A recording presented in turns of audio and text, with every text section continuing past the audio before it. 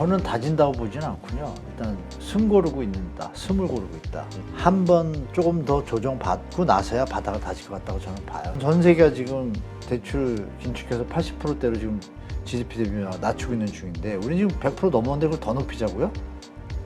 이미 IMF하고 OECD 다 경고를 했는데, 그러니까 지금은 저는 파월 장관의 의지와 똑같아요. 보수적으로 시장 대라, 당분간은.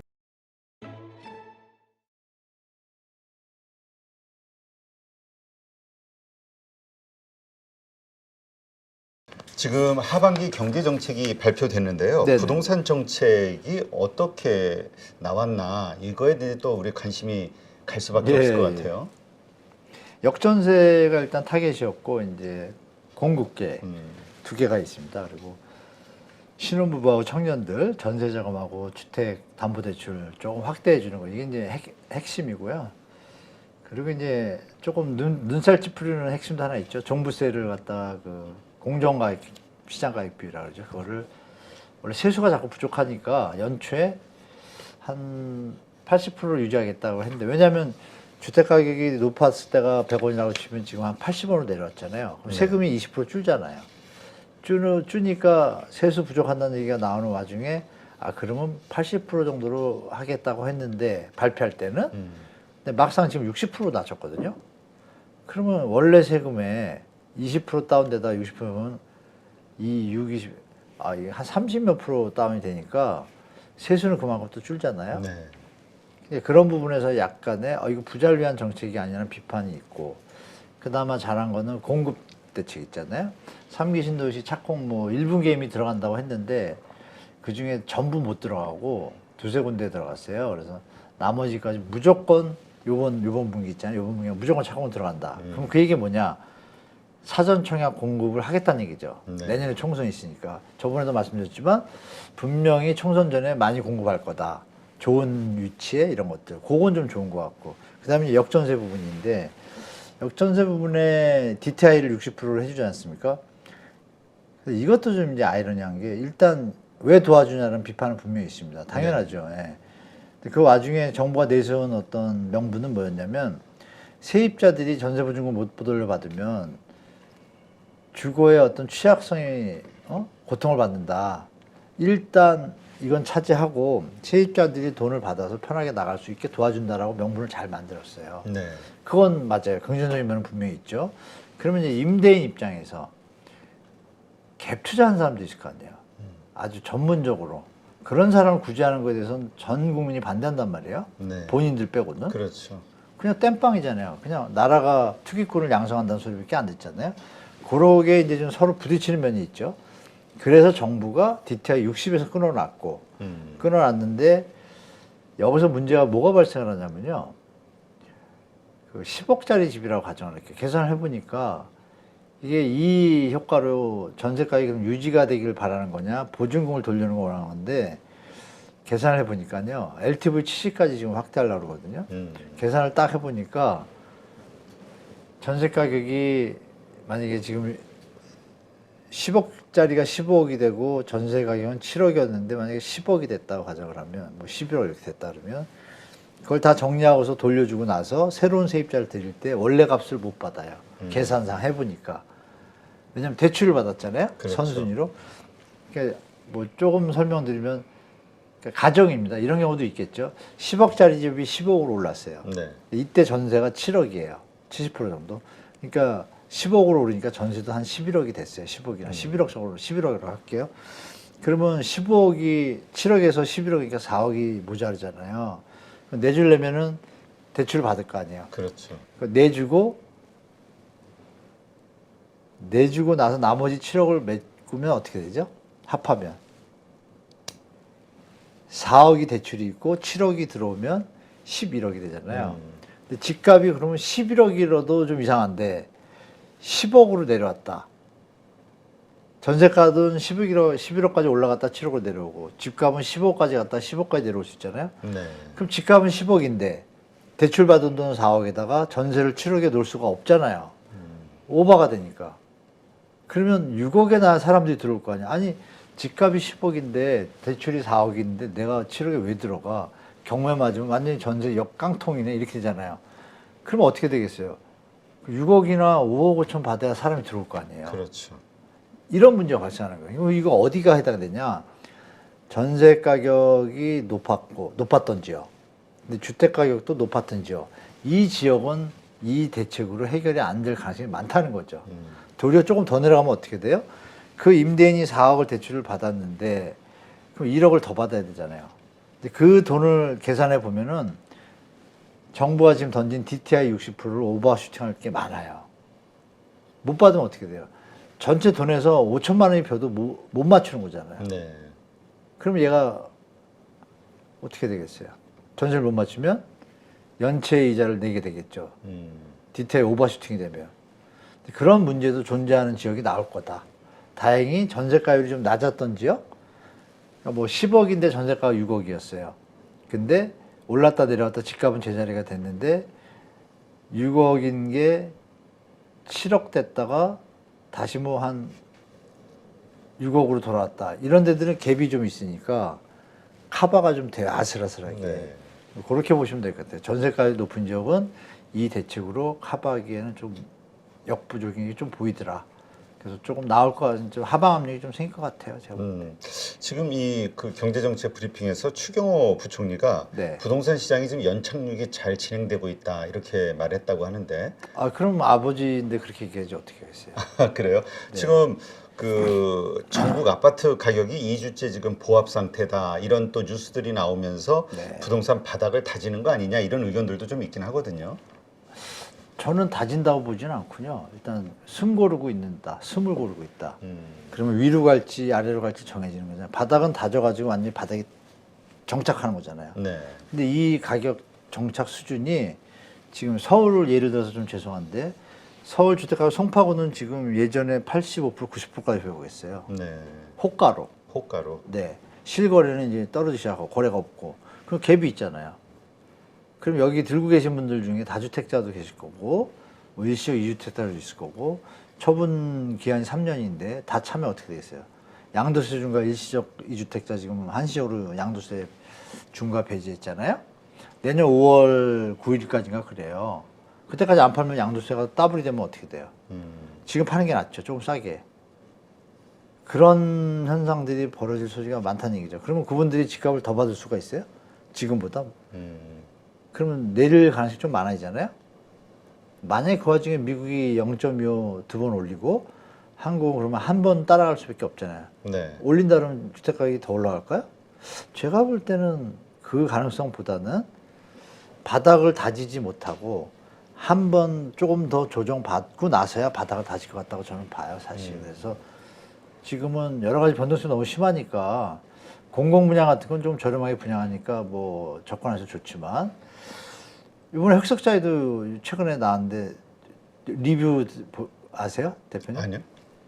흑석자이가 시세가 뭐 분양가가 84제곱이 한 9억 조금 안 돼요. 네.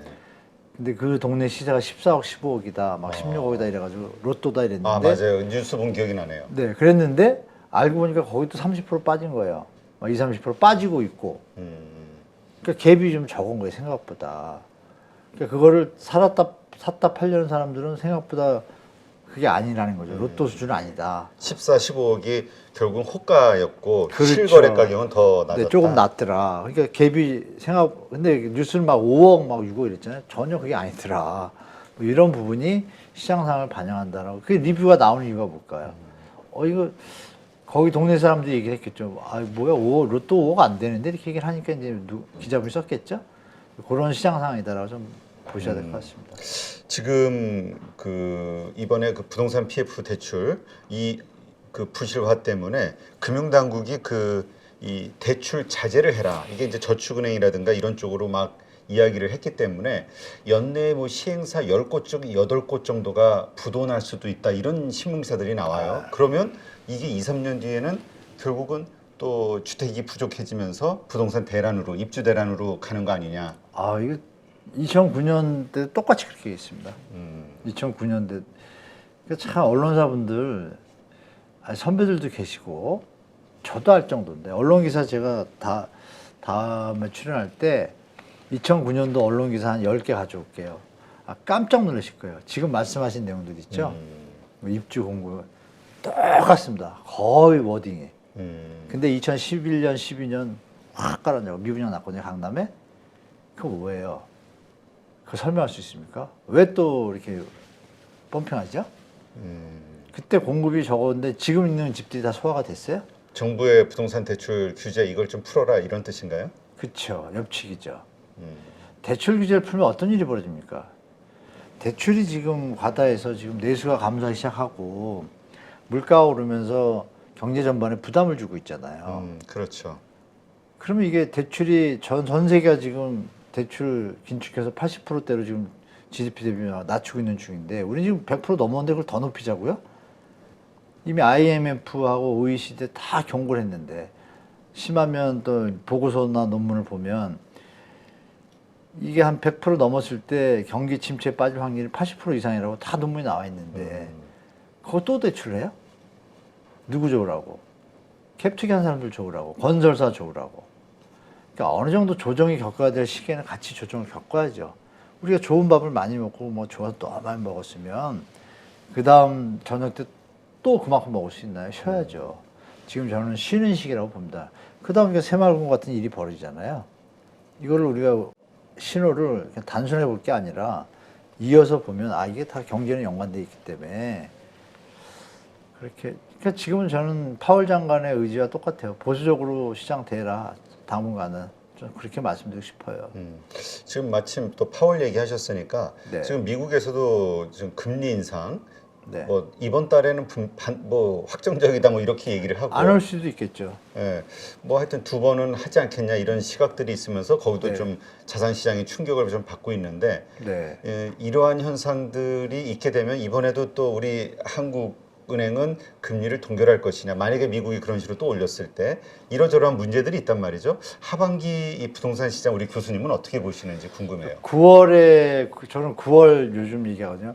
9월 되면 이 지금 회복하고 둔화되고 상승 곡선으로 넘어가는 이 긍정적인 분위기가 9월 되면 빠르면 9월 전에 다른 모습들이 아마 시장에 나타날 거라고 저는 보고 있어요. 9월이라는 게 중요한 게 그 힘이 아마 7월은 6월하고 7월, 유로 6월하고 7월까지 갈 수 있어요. 이 힘이. 서울의 아파트 평균 거래량이 6,100이라고 그러는데요. 어쩌면 5,000, 6,000 가까이 갈 수도 있습니다. 네. 근데 그 달이 마지막이라고 봐요, 저는. 피크를 딱 치고 나면 살 사람 다 산 거거든요. 근데 그 와중에 지금 새마을금고가 너무 빨리 터졌어요. 저는 한 예측하기를 9월쯤 터질 거라고 봤는데 뭐 빨리 터져서 이걸 잘 맞고 가면 그래도 이미 체력이 많이 약했기 때문에 9월 되면은 제가 볼 땐 지금 떠 있는 신고가라든지 상승 가격 거래들이 등기가 안 되고 있거든요. 네. 안 되는 이유는 뭐죠? 등기를 왜 안 해요? 1월 달에 샀는데 그 신고가로 샀어요. 뭐죠? 그 뭐지? 가짜 계약서? 그거 뭐라 그래? 가짜 계약서일 가능성이 높고 일시적 이주택자가 샀는데 지금 중과예요, 취득세. 그게 통과가 돼야지 세금을 덜 내잖아요. 기다리고 있는 거예요. 그분이 일시적 유택자가 실수요자일 가능성보다 투자할 가능성이 높잖아요. 그럼 실수요자가 많이 안 들었다는 얘기. 특히 강남 이런 데 뭐 올라간다 하는데 특례 보금자리로 올라가. 그 사람들이 실수요자잖아요. 네. 그분들이 거래량은 늘릴 수 있어요. 그죠? 그러면 비싼 집 값은 지금 약간 속살이 지금 보이기 시작하기 때문에 순살 자이처럼 제가 볼 때 이거를 이제 시장에서 지금 현장 상황 말씀드리면 저번 달부터 그게 나왔잖아요. 호가가 올라가더니 매수자들이 끊기 시작한다. 딱 이 상태거든요.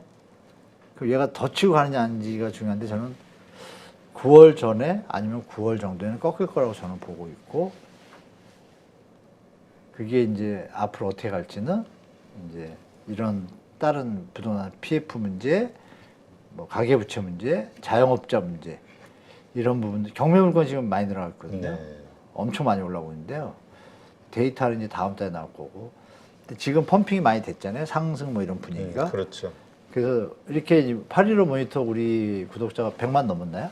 아니요. 아직 안 90만. 됐나요? 네. 100만 명인데 우리 인구가 몇이에요? 5천만에 5인 가구로 쳐도 500만이 있는데 400만을 안 보시는 거 아니에요. 그렇죠? 그러니까 그분들은 이 고령자시거나 네. 여러 가지 분이 계시니까 집값이 오르나 보다. 근데 돈이 생겨서 좀 사겠죠. 그렇죠. 그분들만 지금 존재한다고 봐요, 이 시장은. 근데 나머지 분들은 어떻냐? 이미 고점일 때 못 산 분들이고 내려와서 더 내려가기를 바랬는데 도리어 올라가니까 그럼 살 수 있을까요? 제가 볼 때 그분들이 갑자기 수요 여력이 생긴다고 보지는 않거든요. 그럼 대출을 풀어줘야 되는데, 그러니까 건설사나 투자 투기한 분들 입장에서는 대출을 풀어줘야 집값이 떠받치고 올라갈 수 있는데, 그래야 있던 거 팔든지 뭘 할 텐데 그분들이 소리를 내는 거죠. 네. 그러니까 국민을 바라보는 정책을 한다라면 그분들 소리를 들을 것이 아니라 앞으로 미래 경제를 생각하고 청년들의 저출산을 생각하고 여러 가지 생각한다라면 연착륙이 확실히 되게 만들어야죠. 그렇다면 대출 늘리는 정책은 상반된 대책이기 때문에 그건 좀 말이 안 맞죠. 네. 대출을 줄여가야지 정상적으로 시장이 안정되니까. 근데 정부가 함부로 대출을 늘릴 것 같지도 않고, 금융위원장이 지금 벌써 한 6번 정도 뉴스 보도에 나왔거든요. 기자간담회 취임할 때 제가 봤거든요. 다 똑같은 말이에요. DSR은 무조건 그대로 간다. 이 얘기를 계속 반복해서 해요. 그 얘기 의미를 잘 아셔야 돼요. 그래서 뭐 시장에서는 뭐 대출을 안 풀어줘서 집값이 뭐 그건 다 업자이거나 투기꾼일 가능성이 높다. 어느 서민이 대출 안 풀어서 내가 집을 못 사, 이거 아니거든요. 네. 그렇죠? 나를 빚쟁이 만드는 거냐라고 오해할 수도 있겠죠. 조심하셔야 될 것 같아요. 근데 지금 또 우리 역전세에 대한 어떤 그 두려움도 이제 가을서부터 좀 있잖아요. 특히 좀이 아니라 많이 있습니다. 많이 있죠. 네. 근데 미분양에 대한 지금 걱정도 좀 상당히 커지는 것 같아요. 뭐 10만 채가 넘는다, 뭐 이런 이야기도 하고 있다고 하는데. 뒤로 10만 채. 표면으로는 미분양분 감소. 6만 8천까지 내려왔거든요. 아, 그래요? 네. 그 미분양 감소 중에 3분의 2가 팔려서 팔린 게 아니고요. 준 게 아니고 분양할 거 안 하고 있잖아요, 지금. 네. 그거 하고 분양을 했다라면 한 3만에서 5만 청도 미분양이 추가됐을 거예요. 근데 분양을 안 할 수도 있고 못 할 수도 있고 지금 시장이 허술하니까. 그리고 그 중에 또 미분양 감소분 중에 한 3분의 2는 그 임대주택으로 전환하면 미분양이 아니잖아요. 그렇죠. 네, 건설 사업자가 그냥 임대주택으로 돌리면 자금 지원을 해요, 정부에서. 건설 임대주택은 국민 주택도시보증기금이 들어오고 임차인 보증금을 하면 지금 장사해서 이익을 남는 거는 멈추고 일단 유지하겠다는 거예요. 그런 게 몇천 개가 있었고 결정적으로 뭐냐면 악성 미분양은 늘어나고 있어요. 다 지어졌는데 그러면 좀 더 팔려야 되거든요. 그건 늘어나고 있어요. 그건 뭐냐면 비싸니까 안 사겠죠? 그렇죠. 네. 그렇게 얘기하면 다 이해되실 겁니다. 그러면 더 싸지면 좀 거래가 늘어나고 되겠죠. 싸지려면 가격 조정이 필수적이잖아요. 그래서 아까 말씀드린 것처럼 MB정부 때도 분양가를 10% 인하하면 그거에 한해서 LTV를 더 늘려주면 수요가 균형을 맞아가잖아요. 그렇죠? 그런 정책이 좀 필요한 때가 아닌가. 저금리로 풀어주면 청년이나 무주택자들한테는 어떻게 도움이 좀 되잖아요. 주택가를 낮춰서 파니까. 근데 그것까지 이득을 안겠다고 하면 왜 대출 이자를 부담하면서 수요자들이 그걸 들어가겠어요. 집값이 올라간다는 확신이 없을 때. 네. 그러면 경제에 도움은 안 되겠죠. 근데 요즘 미국도 지금 뭐 금리들이 좀 튀고 있는 상황이잖아요. 네. 금리 인상 예고가 돼 있기 때문에 한국도 이제 실금리는 좀 많이 내려왔다. 그래서 그 영끌하신 분들 입장에서 좀 부담이 많이 완화가 됐다라고 최근에 이제 생각을 하면서 버틸만 해졌다. 이런 의견들도 좀 있었는데 네. 이게 금리가 또 어떻게 될까? 이것도 좀 복병일 것 같아요. 하반기. 그것도 말씀드릴게요. 지금 버틸만 해졌다 그랬잖아요. 그럼 그 부분이 영끌한 분이 몇 명인지 모르잖아요. 그렇죠. 그쵸? 그냥 일반적으로 그냥 통용되는 이야기들이. 그렇죠. 일반적인 게 아니죠. 영끌한 분들 중에 어느 분들만이죠. 해당된 분들. 이번에 대환대출을 받아서 그분들은 대환대출로 갈아타는데요. 일반 영끌에 사신 분들은요. 옛날 계약 조건이 있어서 금리 인하가 안 됩니다. 잘 그래요? 모르시는 것 같아요. 신규 대출에 한해서 4%가 된 거예요. 신규 착각하시면 안 돼요. 아니 은행이 6%로 계약하는데 그걸 왜 4% 내려주죠? 계약이 돼 있는데, 그렇죠? 법에도 없어요. 만약에 사채를 얻거나 할 때 돈 빌릴 때 6%로 계약을 했어요, 서로.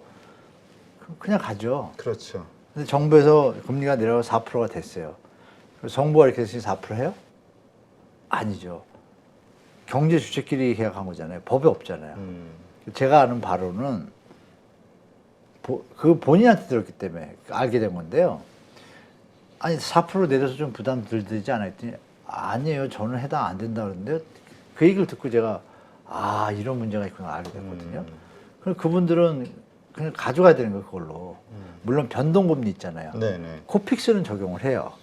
그러면 7%까지 갔던 게 6%, 5.5까지는 오지만 4% 이렇게 못 온다는 얘기죠. 그런 부분이 존재하기 때문에 영끌이 다 한숨을 놓은 것이 아니라 혜택 받은 분들은 한숨을 놓은 거예요. 조건이 되시는 분들. DTI 그것도 60% 적용했거든요. 네. DTI 60%에 해당되는 분들만이지 소득이 안 된 분들은 그 대환 대출도 못 받은 거예요. 그럼 지금 아직도 그 영끌 상태에서 힘들고 투잡 뛰고 계실 거라고요. 근데 그분들이 이제 금리 말씀하셨잖아요. 금리는 3.5%인데 요새 은행채하고 보시면 올라가잖아요. 대출금리는. 네. 그거는 지금 신용 경색이 살살 오는 거잖아요. 대출금리가 내려갈 일이 없잖아요. 정부의 의지와 상관없이. 시장 논리니까. 근데 지금 사람들이 돈을 막 안 빌리고 이러는데 대출금리를 올릴 수는 없겠지만 빌리잖아요. 네. 빌린 사람들의 형태가 뭐예요? 약간 돌려막기 분위기가 느껴지잖아요. 금리가 올라가는 거죠. 근데 그렇죠. 만약에 돌려막기가 아니고 실수요자들이 관망을 하고서 대출자들이 오기를 바란다면 금리가 좀 내려갈 수는 있겠죠. 그걸 이제 아무도 모르지만 미국의 영향이 제일 크니까 우리 근데 7월 13일인데 미국은 7월 26일이잖아요. 여기도 좀 지금 하는 총리님 잠 못 주무실 것 같아요. 아, 요번에 미리 올려놔야 되나? 근데 안 올렸다가 미국이 7월 23일날 올리면 환율 부담이 좀 강하게 느껴질 거 아니에요. 그렇죠. 그 올리자니 또 현 정부에서 경- 그런 거는 원하지 않고 가계부채 문제도 있고 좀 진퇴양난인 것 같아요. 그래서 그 얘기 자체가 뭐예요? 우리가 경제 정책을 편하고 원활하게 대비할 수 있는 능력이 줄었다는 얘기잖아요. 네. 그 얘기는 역으로 리스크의 노출도가 높아졌다는 얘기니까 그래서 제가 올 가을은 파도가 치니 좀 보고 가시라고 또 말씀드린 거죠. 예, 어떻게 될지 모르니까. 알겠습니다. 네. 그러면 그 아까도 말씀드렸듯이 뭐 내년 총선을 두고 어떤 정치적 행위로 봐야 될지 어쩔지는 모르겠으나 어쨌든 네. 좋은 지역의 분양 공공 아파트들이 분양. 예, 네, 신도시들 네. 나오잖아요. 나올 것 이때 같아요. 청약저축 활용하는 게 좋을까요? 100%죠. 전 100%라고 봅니다. 특히 새로 짓는 집들은요. 요새 AI가 많이 발전했잖아요. 그래서 챗 GPT까지 나오고 건축 기술도 만만치 않게 많이 발전했어요.